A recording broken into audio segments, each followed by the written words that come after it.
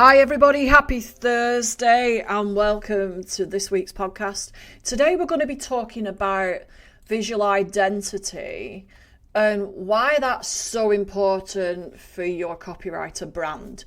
So basically digging into what actually a brand's visual identity is, why, it can be the difference between getting clients and not, and then what are the elements that are involved to develop that identity for you. Okay, so just first of all, before I go any further, this has got to be a fun process, right? So if you fancy it, I have got a brand challenge coming up there from starting May the 3rd. So get down onto the link at the bottom of this. If you're looking at the podcast website, the link's at the bottom. If you're on my blog, the link's there for you. Get signed up. I can't wait to just have like a small group of copywriters working on our brands. You don't have to be a beginner copywriter for this. You might just have gone a few months and just thought, do you know what? My business has changed completely. I think I need to refine my brand. So you could be that. Heck, you could even be a freelancer. You don't need to be a copywriter. So if you're a freelancer or even an online business or a business owner, feel free, just join. It's all good. It's called a copywriter brand. Brand my copywriter brand in 15 minutes a day, a 5-day challenge, but you don't need to be a copywriter. It's fine. Okay. So just a quick summary of what that's going to involve.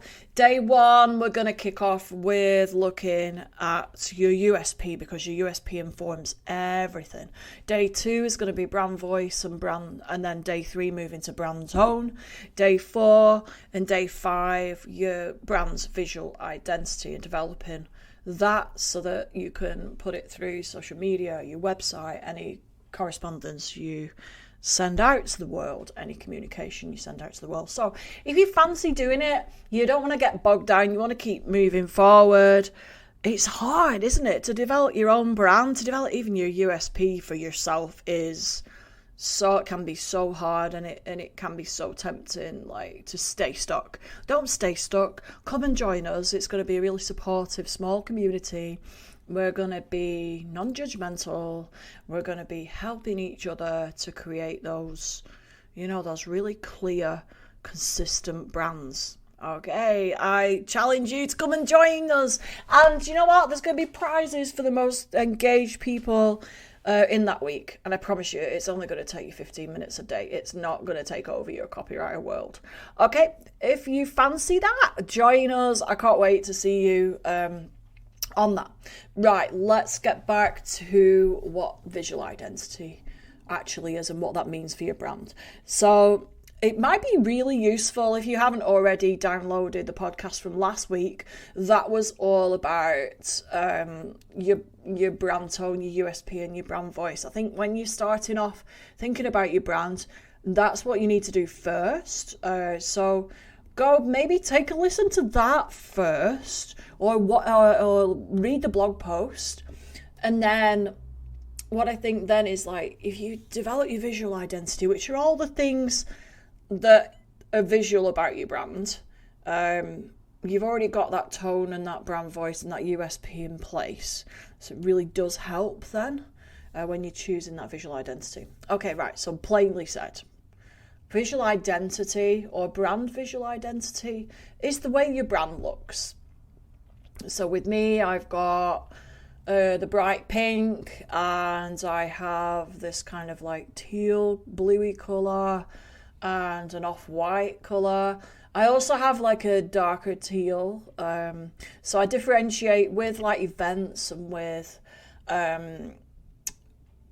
things that I'm running challenges. I have the more blue colour on there, whereas if it's my courses, if it's with my blog, it tends to be the more teal colour, so I can kind of differentiate between the two. You notice the fonts I've got, that's another element. So that's what we're going to be doing this week. Visual identity is anything associated with your brand that is the way it looks. And I believe firmly that it can help your copywriter business stand out. Remember, there's probably quite a few people trained as copywriters over the pandemic. Now, again, I'm just going to state, I'm not saying there is not enough work out there. There is loads. There is more than enough. But what you want to be doing is standing out to the right people who you really want to serve. So let's go out there and let's really, really show your audience what you're worth. And so let's just dig into what the difference is between branding and visual identity. So you might have heard the word branding before, your copywriter branding or branding your business.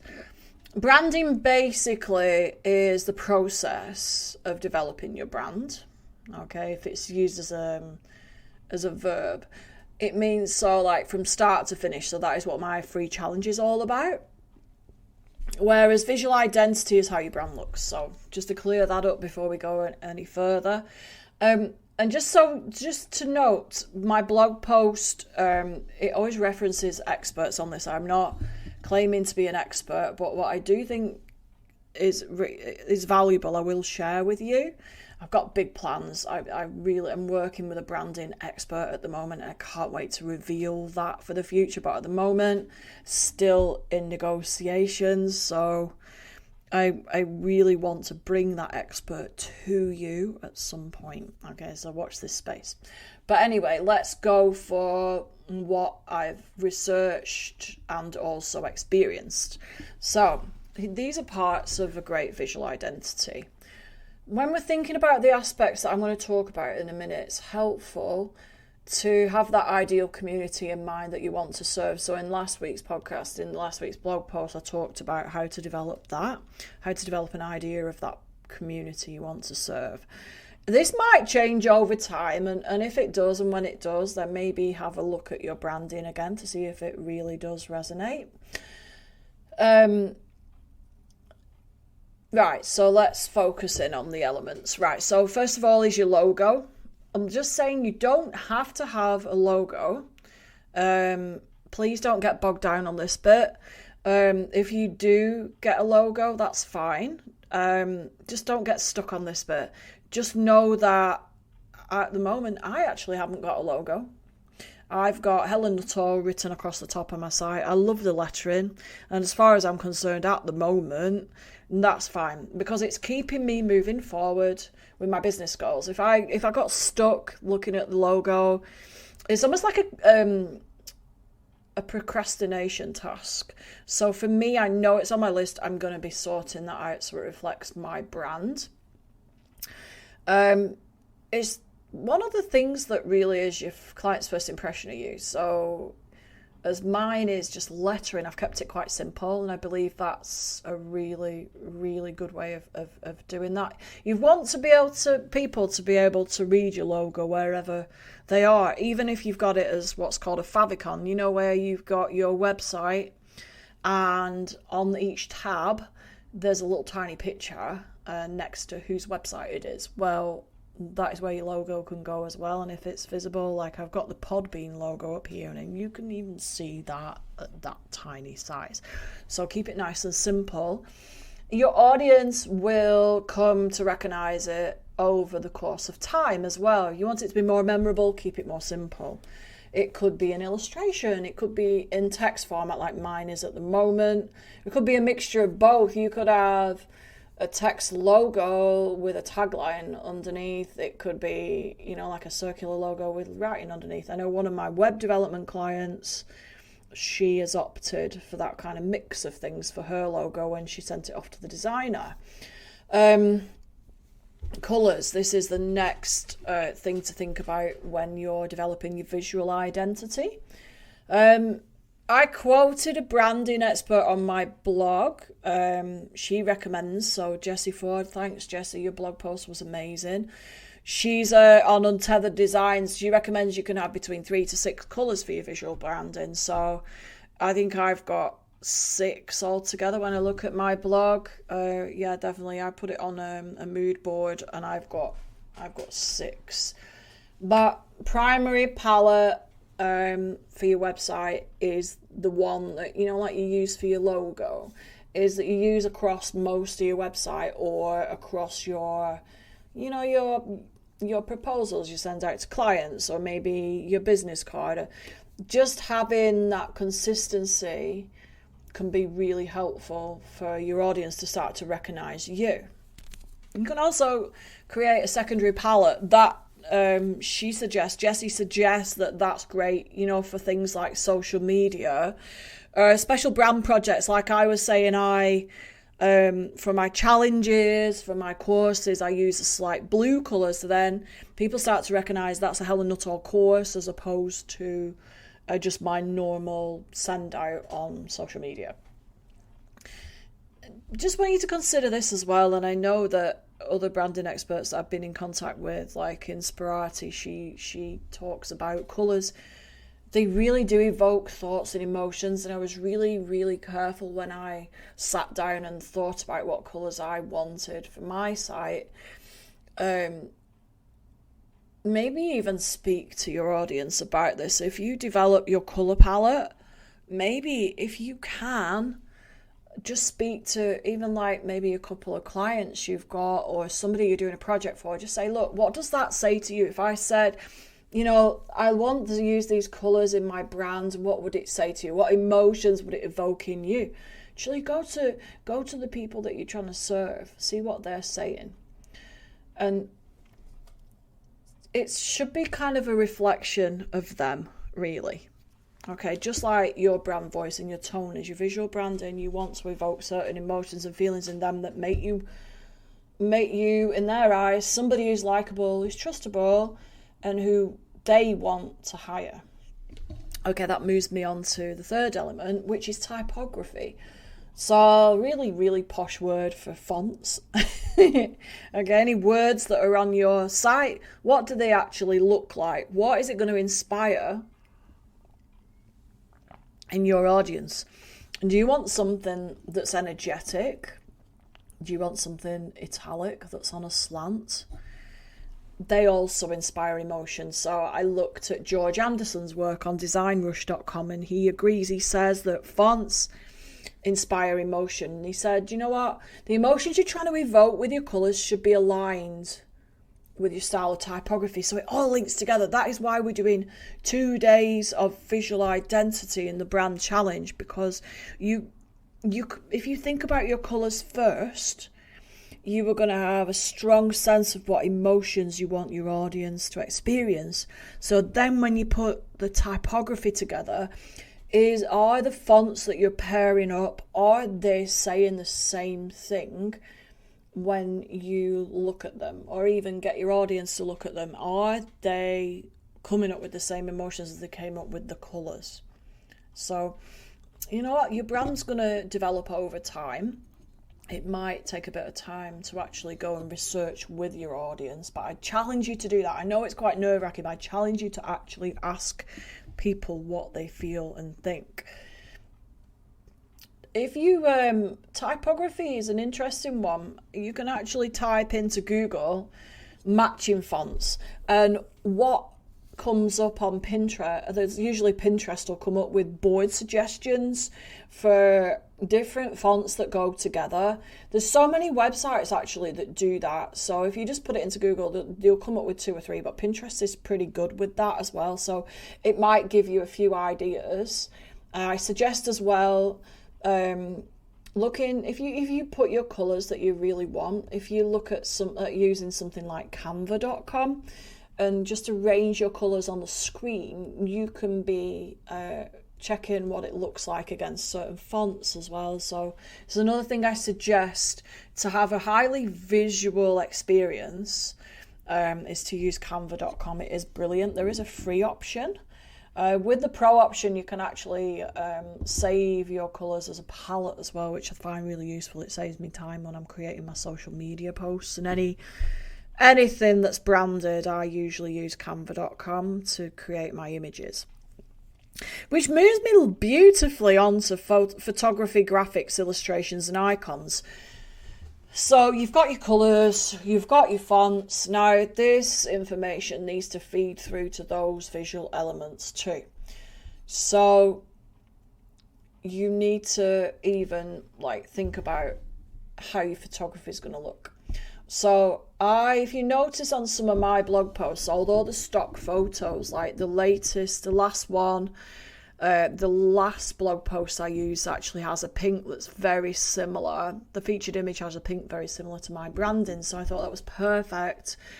It features a lot of my audience, excited people in the pose of copywriting. So I've really thought about the style of photography I wanted to use.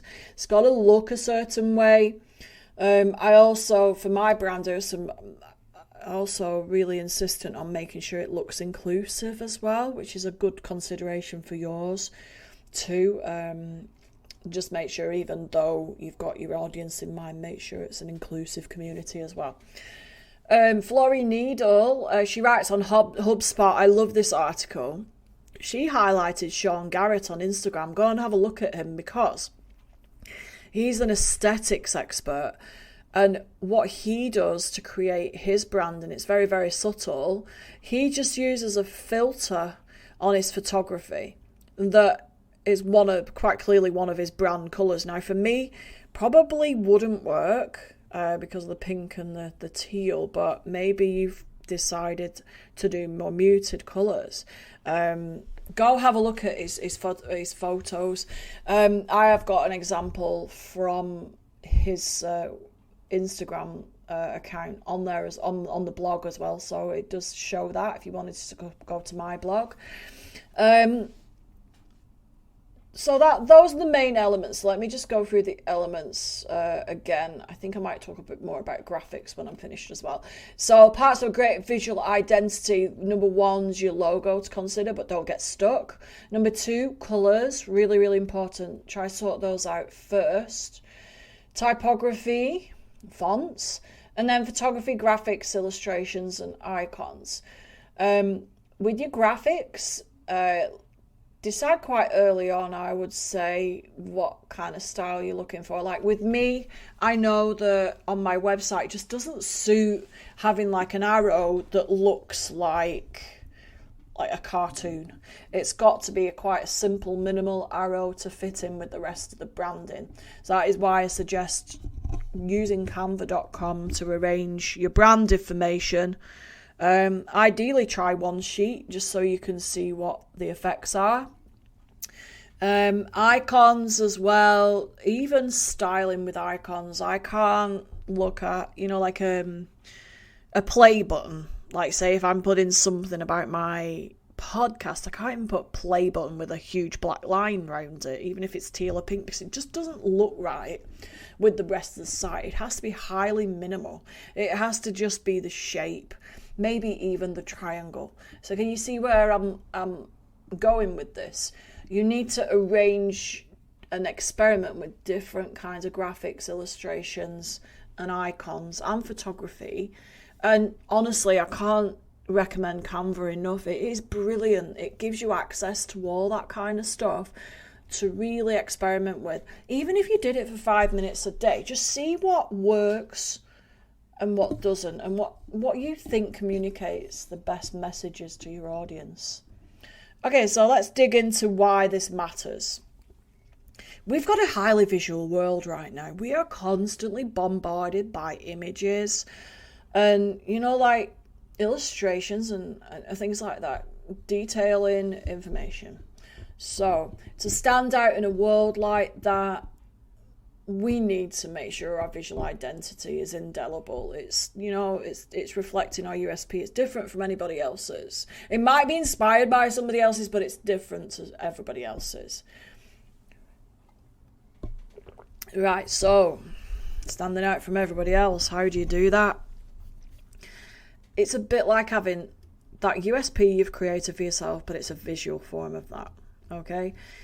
Even if you start off and you list all the things you love down on a piece of paper, what things light you up, almost like a doodle vision board.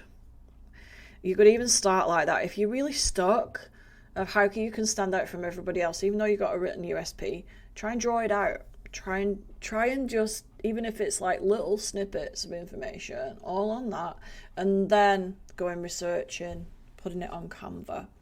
Have you ever, think about this, if you're struggling to think of ideas, maybe research online. What brands do you love buying from? Why did they inspire that emotion in you?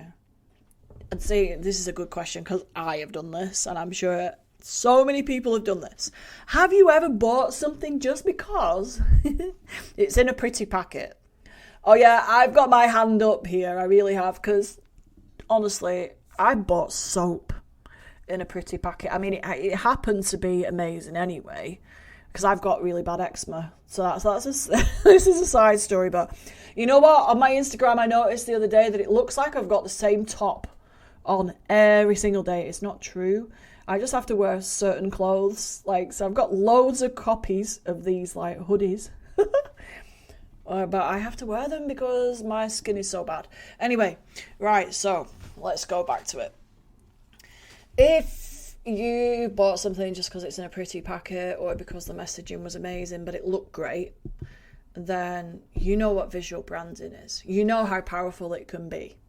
There is no reason why you can't use those similar ideas to be as effective at communicating your message as they are.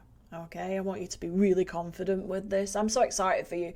I think this can give you the edge over other people that haven't really considered this yet. And yes, okay, you might have that question. Why, Helen, right, I'm a copywriter. Why is it really important? Surely it's more important to be pitching clients or finding them and scaling so that I can actually afford to, I don't know, quit my job or do this full time or scale my income. Yeah, I get that. I understand that. This is only part of your journey. This shouldn't take over all those really important things that you're talking about right now, that you're doing right now. This is just actually clarifying your position. And I think if you do this little bit of work and you keep moving through the stages of branding, you will find that it's actually easier to focus in on who you're going to pitch, focus in on who you're talking to online, focus in on, what your offerings are to those people based on what they need. So it's a win-win and it won't take that long. So why else is it really important to have a visual identity? You can, as I just said, you can relate to your audience better. Okay, your audience might change over time. You know what? If you're new and you're not sure, you should just feel it over time. Who do you love serving, right? And then try and relate to them. You can really build connections with your ideal community using that visual identity. So if you want to work with women entrepreneurs, say, for example, and I don't want to stereotype, but it could be that women entrepreneurs, when you look at their websites, do a bit of research. When you look at their websites, what kind of colouring are they using? What kind of branding? What kind of colours? What kind of fonts are they using? Why don't you mirror that kind of colour scheme, that kind of font combination? It could be that you're looking at people in the health industry that are running courses on, I don't know, alternative medicine. What kind of visual branding are they using? What fonts are they using to communicate the messages about health? Maybe you want to target that kind of look for your brand to set that atmosphere and to inspire the emotions of trust, of liking you and knowing you from that audience. So this is the really important thing. As a copywriter, you do loads of research. So break it down. Do it in manageable chunks. Do 10 minutes a day maybe. Just give yourself a break from writing copy or writing pictures. Look at who you think your ideal community is and then go and research and see what their websites look like. I think you'll find a lot of information from there. Okay, so, and it helps also, it will help you, if you develop your visual identity, it will help you be consistent then. So if you've got it, and say, I don't know, it depends how you function, but I stuck it on my wall, and I know the colours I use, I know the fonts I use, and I know what kind of look I'm going for. So on Canva, I even went as far as setting up templates. Like, you can get the about page, not the about page template, the client welcome packet template on my website for free. I did that. I created like a carousel post example story examples for Instagram. So like I branded them now, so then I can just copy them across. Does that make sense? So it actually saves time, because you're not constantly going, right, yeah, what fonts do I want to use today? So you can do that on your Copywriter portfolio website. You can do it on blog posts. You can do it on social media posts, emails, proposals, messages you send to clients even. If you've got it looking the same, it's going to just really help you save time, as well as, that client's going to go, yeah, that's Helen, because I know what her stuff looks like. Okay, I've gone on about it. This is my next point, and I think I've gone on about this enough, so I'm not going to talk too long, but it helps you build your like, know, and trust factor.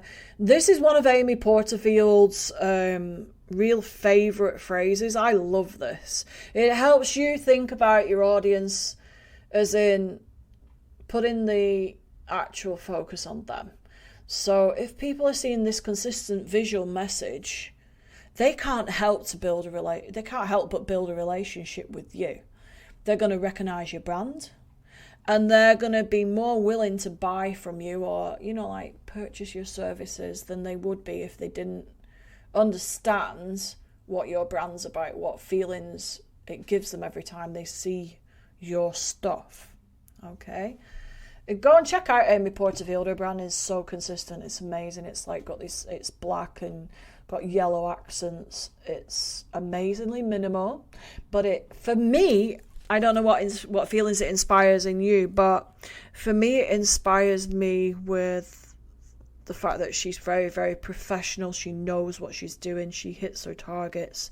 She could help me do that. So go have a look at her. And I just actually as well, the minimalistic stuff helps me feel incredibly relaxed when I'm looking at her content. I feel inspired when I've read something, and then I'm excited as well. It really does unlock that positive emotion, and the fact that her user experience is so good on that site as well. Anyway, so what makes a good visual identity? It's not just about the elements, so your logo, etc. It's about thinking about these key things as well. Is it aligned? So I'm going to give you some really easy, really like keywords. Maybe scribble these down. Is it aligned? So that means that you've already done work on your ideal community, and so like how you want your audience to feel now. Ask yourself these key questions, and then try to get your audience to answer these as well. Will they feel inspired or jarred by your type of typography and colour? I think it's really important, once you've done everything, to actually be harsh on yourself and just ask yourself these questions, but then go out to ask them. Do you want to create urgency? Do you want to create calm? What is it that you want to inspire in them to take action? Okay? Your visual identity needs to align with your audience. It's not just about you. It has to be aligned to them for them to understand. Okay, so, but at the same time, if you've created this brand, these colours that nauseate you, it's not going to work for you either. You're not going to want to create the visuals. So you have to like it as well. Okay? It's got to be distinct. I can't hammer this home enough. Don't just copy someone else's because you feel it could help you stand out. I know it's tempting. There's some really inspirational brands out there. Just make it a little bit different, okay? Why will you try to recognise you, remember you? Is there something that you can do that's slightly different to other people that you admire? Keep it simple. That's the next thing. Simple. Don't try and make it too complex, because guess what? You won't stick with it. I've learned this lesson So many. I've branded other websites, like my blog, Budgeting is a Challenge, branded that millions of times before I actually learned about branding. And yeah, mismatches everywhere. So keep it simple or you won't stick with it. Thing is as well, thinking about future-proofing things, you might want to hire a VA eventually, and if you keep it simple and consistent, then your VA is going to understand what you want them to do. They're going to be able to run with that brand visual identity without you worrying about it. Okay, so again, I think we've already covered consistent, so I'm just going to say consistent. We know across everything you want to appear consistent so that your message is being heard loud and clear. It's got to work on all platforms. That's a really important point. So it's got to work on all platforms. So if you've got a really italic font or like a brush script font that looks like handwriting, test it out. Make sure you can see it on a mobile screen. So even if you do a couple of tester posts on Instagram, tester posts on Facebook, can you read it? Can people read it when they're scrolling? You want your audience to stop scrolling and read your posts. So ask yourself things like, is the typography legible on every platform? You know, is it too big or is it too small? Or is the effect that you want them to zone in on it? So what effect do you want to gain? Do the colours enhance the clarity of your message, or do people really struggle? Again, you could ask your audience these questions as well. This is so helpful to actually get your audience to rate some of it. All right, so we've kind of come to the end of the podcast now. I hope that was really useful for you. I just want you to be as successful as you can be in your copywriter business, and that is definitely one of the ways that we can, really hammer it home to our audience, really get into their story, really appeal to them. So it's although you may be juggling with loads of copywriting learning, maybe pitching clients, so many other things, I think it's just one thing that could give you so much clarity and ease you up in terms of time if you create that brand. So, I'd love for you to join the Copywriter Brand Challenge. I can't wait to see you guys in a lovely small group where we can share our ideas. And heck, you know what? I might even throw it out that somebody can help me with my logo. Who knows? I can't wait to see you on the May the 3rd, guys. I hope that was really useful. And I can't wait for next week where we'll be discussing elements of your copywriter website. Have a great evening, and I'll see you on here next week.